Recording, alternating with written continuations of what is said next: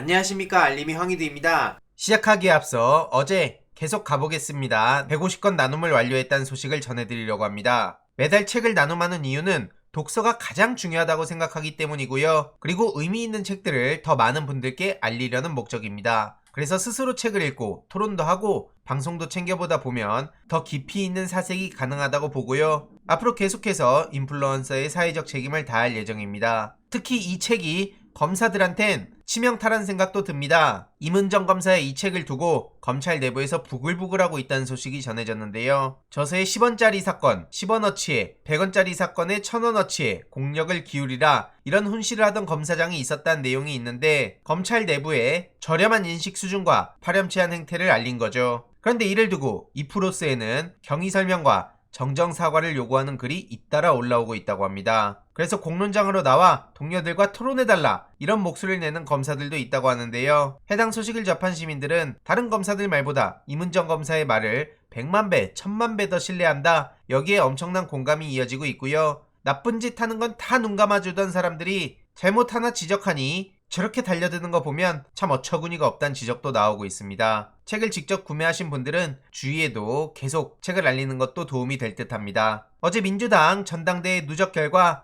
이재명 후보가 78.35%, 박용진 후보가 21.65%였죠. 박찬대 의원이 9.47로 간당간당한 상황이기에 박찬대 후보를 주위에 많이 알릴 필요도 있어 보이고요. 윤석열 멘토로 알려진 심평 변호사는 계속해서 말 같지도 않은 소리를 하며 김건희 씨를 수호하고 있죠. 게다가 조기숙 씨도 조국 전 장관을 그렇게 비난하더니 대놓고 김건희 씨까지 수호하고 있습니다. 앞에 친노라는 타이틀을 붙이는 것 자체가 어이가 없을 따름이고요. 이에 우희종 교수는 대학 교수가 한 발언으론 믿기지 않는다고 강하게 비판했습니다. 학위 논문 표절의 의미를 모르고 또한 사회적 갈등이 왜 야기되는지 인식 부족이라며 다른 사람도 아니고 대학 교수가 이 점을 가볍게 여기는 게 놀랍다는 반응을 보인 겁니다. 비정상적 국민대 결론이 아닌 문제 제기한 학계로 책임을 돌리는 건 잘못된 발언이라고 꼬집었고요. 보시다시피 누가 보더라도 명백하게 표절을 한 건데 이게 아무렇지도 않다고요? 심평, 조기숙, 진중권 이런 사람들의 민낯을 더 많은 시민들에게 알릴 필요도 있어 보입니다. 이에 시민들은 당연히 납득할 수 없다는 반응을 보이고 있고요.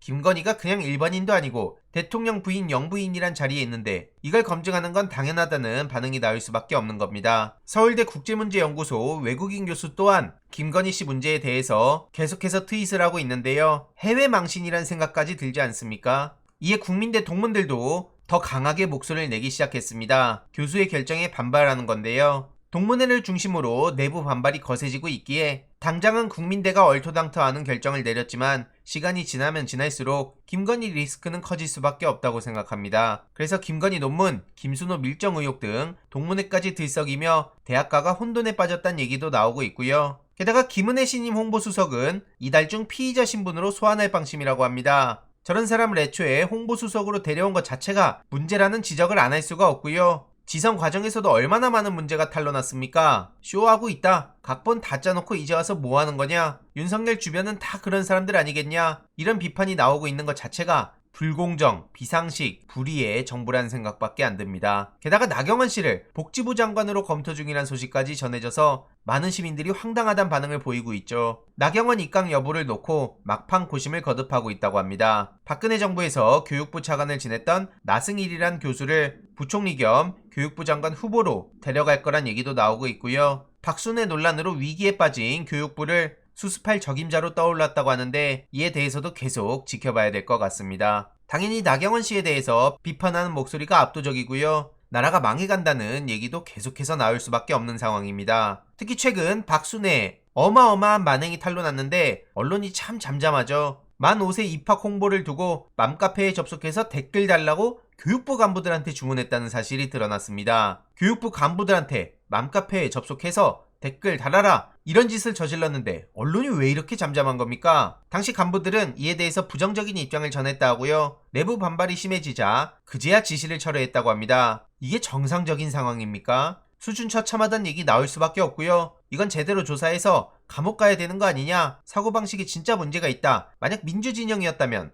이런 식으로 조용히 얼렁뚱땅 넘어갔을까요? 지난 영상에서도 말씀드렸듯이 저런 사람이 대놓고 지금 서울대에 복직하고 사퇴 9일 만에 조교를 모집한다는데 조국 전 장관 때 난리치던 사람들 다 어디 갔습니까? 이해로도 이준석 전 대표가 윤석열 대통령과 김건희 씨까지 정조준하기 시작했네요. 이와 관련해선 다음 영상을 통해 추가적인 소식 계속 전해드리도록 하겠습니다. 이번 내용도 유익했다면 구독, 좋아요, 알림 설정, 멤버십 가입 정말 큰 힘이 된다는 점 말씀드리고 싶습니다. 이번 내용도 주위에 널리 공유 부탁드립니다.